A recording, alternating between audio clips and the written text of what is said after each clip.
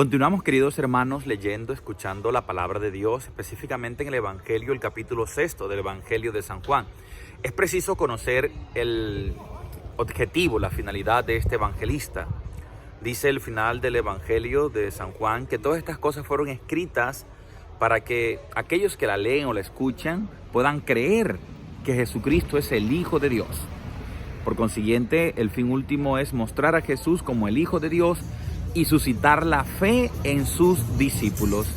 Este capítulo 6 que iniciamos ayer nos muestra a Jesucristo como el nuevo Moisés que da el nuevo maná. Así como Moisés dio un maná, un alimento en el desierto al pueblo de Israel, ahora Jesús da un alimento superior al maná, su cuerpo y su sangre. El mismo Jesús de Nazaret es el nuevo maná. Este es el contexto que estamos leyendo el Evangelio y continuamos hoy. Hoy se nos presenta a Jesús ya no como el nuevo maná, sino como aquel que camina sobre las aguas, que tiene el control sobre la maldad, sobre el pecado, sobre la muerte. Recordemos que en el Antiguo Testamento, en el libro de Job, se nos narra que Dios es el único que tiene el poder de caminar por encima del mar. Y esto es un signo de dominio, de un poder absoluto. Por tanto, si el evangelista nos relata que Jesús camina sobre el mar, nos está diciendo algo importantísimo. Nos está revelando poco a poco quién es Jesús de Nazaret. Es lo mismo que ha querido revelarnos en el diálogo con Nicodemo. Es la misma insistencia. Jesucristo no es un profeta más, no es un líder religioso más. Jesucristo no es un grande de la historia de la humanidad. Él es el Hijo de Dios que se ha hecho hombre y espera de nosotros una respuesta. Por eso, en el contexto del Evangelio de hoy, hay tres situaciones completamente adversas en las cuales Jesús irrumpe como Hijo de Dios. La primera de ellas es que es de noche. Segundo, los discípulos en medio de esas tinieblas, de esa oscuridad de la noche, experimentan que el mar se agita, se encrespa, un mar agitado.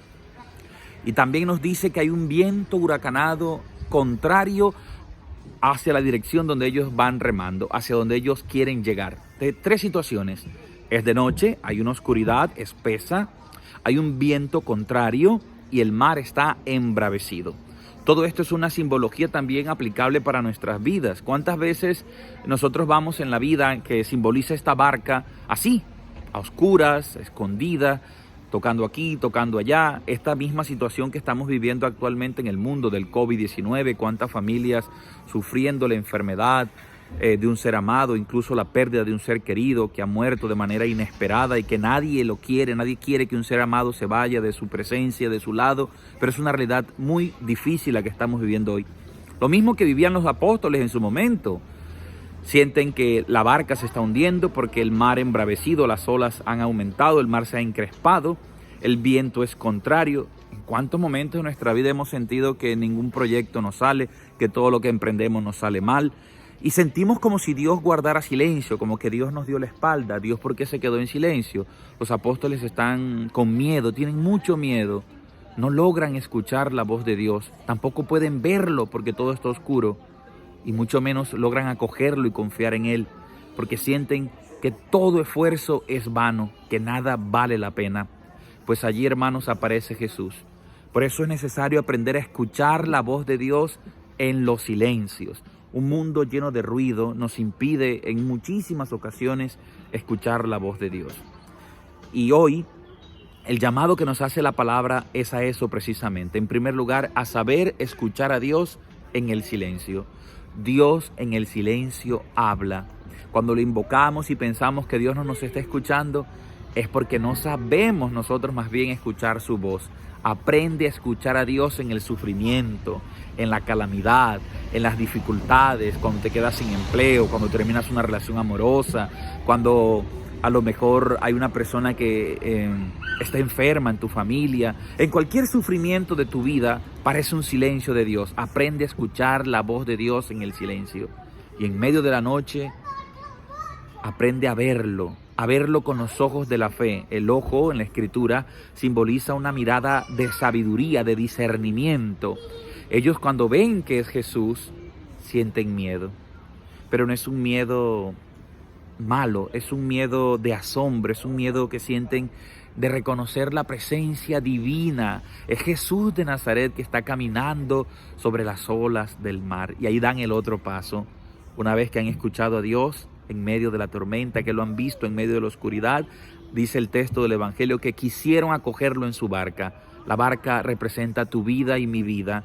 Ellos decidieron hacer un acto de fe, acogerlo en su vida. Y Jesús les habla y les dice, no tengan más miedo, soy yo mismo. Es el soy yo que resuena en las Escrituras hablándonos de la identidad de Yahvé, de Dios. Este Dios que se nos ha revelado plenamente en su Hijo Jesucristo. Él es el que tiene el control del bien y del mal. Todo está en sus manos. Por eso la palabra nos llama a que podamos escuchar a Dios en el silencio. Podamos verlo en medio de la oscuridad de nuestra vida.